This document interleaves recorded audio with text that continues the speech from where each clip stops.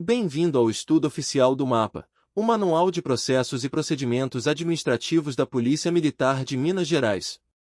Uma produção de excelência. MMPG, Novais. Este manual é a ferramenta essencial para a padronização e o cumprimento rigoroso da legalidade nas ações disciplinares, garantindo justiça, transparência e o devido processo legal em todas as etapas da administração militar. Iniciamos agora a leitura do capítulo 1. Capítulo 1. Do processo disciplinar. Seção I da definição. Artigo 1º. Processo disciplinar é o instrumento pelo qual a administração militar apura as faltas ou irregularidades que o militar estadual venha a praticar, sendo o meio necessário para a imposição de sanção disciplinar. Parágrafo 1º. Processo é o conjunto de atos coordenados para a obtenção de decisão sobre uma controvérsia no âmbito judicial ou administrativo e obrigatório, respectivamente, a aplicação de pena judicial ou sanção administrativa. Parágrafo 2º. Procedimento é o modo de realização do processo, ou seja, o rito processual, as etapas a serem observadas para a sua elaboração. Especialmente, neste manual, é também a denominação das apurações administrativas meramente investigatórias que antecedem a instauração de investigações criminais ou de processos administrativos e que viabilizam a concessão de recompensa. Seção 2ª dos princípios do processo disciplinar.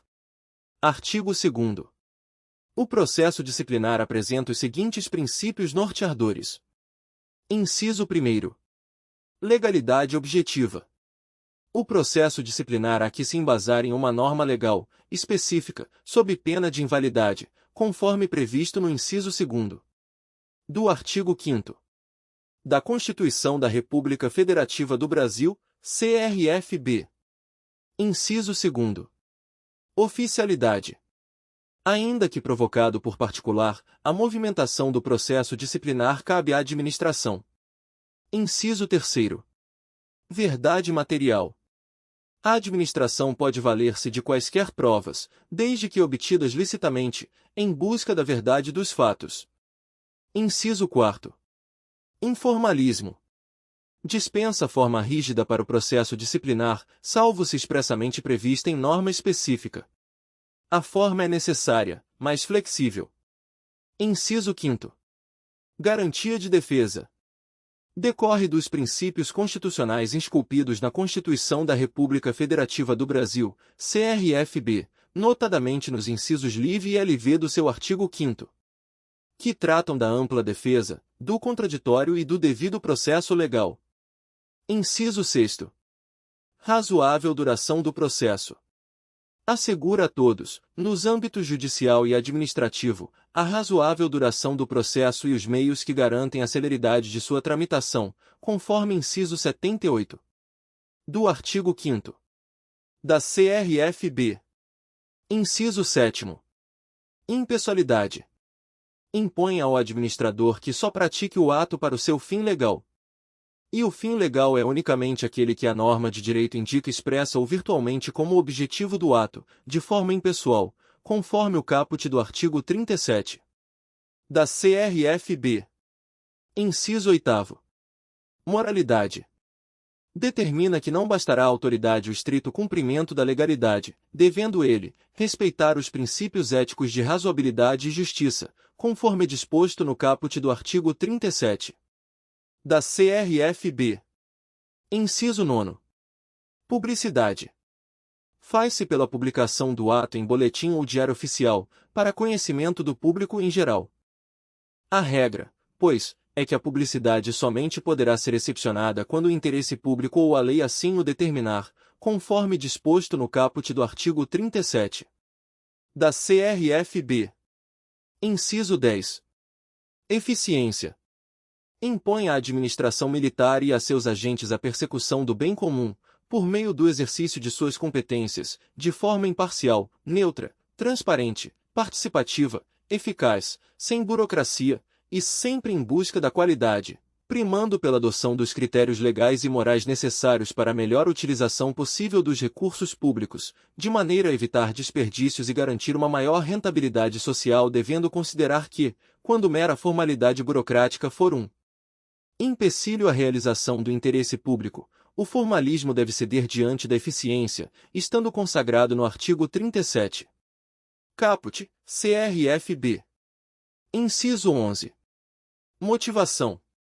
A autoridade militar deve apresentar as razões que a levaram a tomar a sua decisão. A motivação é uma exigência do Estado de Direito, ao qual é inerente, entre outros direitos dos administrados, o direito a uma decisão fundada, motivada, com explicitação dos motivos. Se este conteúdo está sendo útil para você, considere se inscrever no canal e deixar o seu like. Isso apoia a continuidade deste material. Uma produção MMPG, Novais. Seção 3ª das fases do processo disciplinar. Artigo 3º. O processo disciplinar apresenta, em regra, 5 fases distintas. Inciso 1º. Instauração. Formaliza-se pela portaria ou pelo despacho inicial da autoridade competente e encerra-se com a autuação da portaria. É importante que a peça inicial descreva os fatos de modo a delimitar o objeto da controvérsia às partes interessadas, bem como dar justa causa à instauração da apuração. Inciso 2º. Instrução.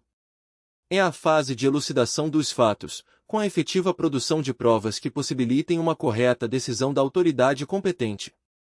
Rege-se pelo devido processo legal, sendo assegurado ao militar a ciência da acusação, a oportunidade para oferecer e contestar provas, bem como o total acompanhamento do processo pessoalmente ou por procurador.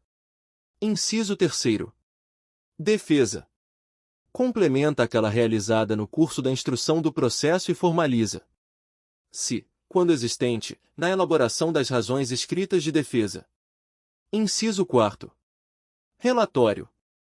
Deve conter, obrigatoriamente, a descrição sintética do processo, observado o seu histórico processual, bem como a norma violada, do militar tido como autor responsável, e, sumariamente, da conduta antiética perpetrada, sendo esse relatório uma descrição bastante analítica da instauração do processo, a sequência da instrução probatória, mediante a integração descritiva dos atos e dos termos que dela constarem, e, finalmente, a análise das alegações finais da defesa, bem como a proposta fundamentada da justificação, absolvição ou da aplicação de sanção disciplinar. Inciso 5º. Julgamento. É a decisão motivada e fundamentada, proferida pela autoridade competente, observando os prazos legais, sobre o objeto do processo, com base na acusação, na defesa e nas provas existentes nos autos. Com o julgamento, que é a última fase, encerra-se o processo disciplinar. Seção 4ª das causas de justificação ou de absolvição da transgressão disciplinar. Artigo 4º. Nos casos em que o encarregado do procedimento administrativo, a autoridade delegante, o CEDMU, o acusado ou seu defensor verificarem a possibilidade de aplicação de um dos incisos previstos no artigo 19 do CEL, causas de justificação, ou por aplicação subsidiária em uma das alíneas contidas no artigo 439 do CPPM ou artigo 386 do CPP, causas de absolvição, poder-se-á fundamentar o pedido ou o arquivamento dos autos. Artigo 5º. As causas de justificação ou de absolvição, sempre que possível, devem ser verificadas, antes da formalização da comunicação do fato, no levantamento inicial, na defesa preliminar ou em sede de relatório de investigação preliminar, RIP, conforme o caso, objetivando dar subsídios à decisão da autoridade competente, sem necessidade de desenvolver o devido processo legal. Artigo 6º. São causas de justificação que motivam e fundamentam o parecer ou o julgamento e possibilitam, legalmente, arquivar os autos, sem responsabilização do investigado acusado. Inciso 1º. Haver motivo de força maior ou caso fortuito, plenamente comprovado. Inciso 2º. Evitar mal maior, dano ao serviço ou à ordem pública. Inciso 3º. Ter sido cometido fato típico transgressional. Alínea A. Na prática de ação meritória. Alínea B. Em estado de necessidade. Alínea C. Em legítima defesa própria ou de outrem. Alínea D. Em obediência à ordem superior, desde que manifestamente legal. Alínea I. No estrito cumprimento do dever legal. Alínea F. Sob coação irresistível. Artigo 7º. São causas de absolvição que motivam e fundamentam o parecer ou o julgamento e possibilitam, legalmente, arquivar os autos, sem responsabilização do investigado acusado. Inciso 1º. Estar provada a inexistência do fato ou não haver prova da sua existência. Inciso 2º. Não constituir o fato transgressão disciplinar.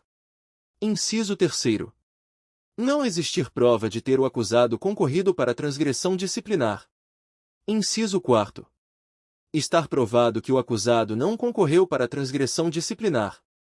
Inciso 5º. Existir circunstância que exclua a ilicitude do fato ou a culpabilidade ou imputabilidade do acusado. Inciso 6º. Não existir prova suficiente para o enquadramento disciplinar. Inciso 7º. Estar extinta a punibilidade. Nota de rodapé. Artigo 123. Extingue-se a punibilidade. Inciso 1º. Pela morte do agente. Inciso 2º. Pela anistia ou indulto. Inciso 3º. Pela retroatividade de lei que não mais considera o fato como criminoso. Inciso 4º. Pela prescrição. Inciso 5º. Pela reabilitação. Seção V da Carga de Processos e Procedimentos. Artigo 8º. Fotocópias de autos completos poderão ser fornecidas, às expensas do requerente, sempre que o interesse for apenas dele. Parágrafo 1º. Quando o militar tiver constituído advogado ou lhe for nomeado defensor, os autos deverão ser repassados ao advogado defensor, mediante recibo. Parágrafo 2º. Se o militar estiver realizando a autodefesa, poderá obter, a princípio, carga dos autos do procedimento administrativo, o qual ficará à sua disposição na repartição militar, uma vez que este não possui a qualificação e os direitos legais a que estão sujeitos os profissionais da advocacia. Parágrafo 3º. Quando houver prazo comum, somente em conjunto ou mediante prévio ajuste entre as partes envolvidas, através de petição ou termo nos autos, poderão estes sair da SRH ou equivalente, ressalvada a obtenção de cópias, para a qual cada acusado ou procurador poderá retirar los, mediante recibo, devendo devolvê-los até o final do expediente administrativo do mesmo dia. CPM. Inciso 6º. Pelo ressarcimento do dano, no peculato culposo, artigo 303. Parágrafo 4º. Parágrafo 4º. Os autos de PED, PEDs e PAE somente poderão ser entregues em carga nas mãos do defensor constituído pelo acusado, bem como uma cópia digitalizada do processo deverá ser, obrigatoriamente, providenciada e mantida sob guarda da administração, antes de sua saída da unidade. Artigo 9º. O chefe da SRH ou equivalente, ou militar protocolista, devidamente responsável pela atividade, deverá registrar a retirada e a devolução dos autos, mediante carga em livro próprio e ainda no sistema informatizado, onde houver, devendo o servidor militar solicitar ao advogado ou estagiário a exibição da carteira profissional. Parágrafo 1º. Sempre que os autos forem entregues para a carga, o responsável pelo ato providenciará a colheita da assinatura do detentor provisório do documento, com o alerta alusivo aos delitos descritos no artigo 316. Supressão de documento, do Código Penal Militar, CPM, e artigo 314. Extravio, sonegação ou inutilização de livro ou documento, do Código Penal, CP. Parágrafo 2º.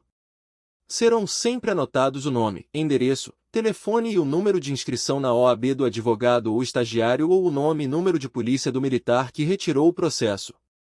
Parágrafo 3º. Ao receber os autos em devolução, o responsável pelo ato, antes de dar baixa na carga, deverá proceder à conferência de suas folhas e peças, à vista do interessado. Parágrafo 4º. O responsável pelo ato deverá fazer comunicação à autoridade competente, quando for ultrapassado o prazo para devolução dos autos à SRH, secretaria ou cartório e, em se tratando de advogado ou estagiário, a OAB será imediatamente comunicada. Artigo 10. A SRH ou seção equivalente deverá, continuamente, proceder à auditoria voltada ao controle de prazos dos procedimentos que se encontrarem fora da seção, comunicando qualquer irregularidade à autoridade competente para adoção das medidas cabíveis. Artigo 11.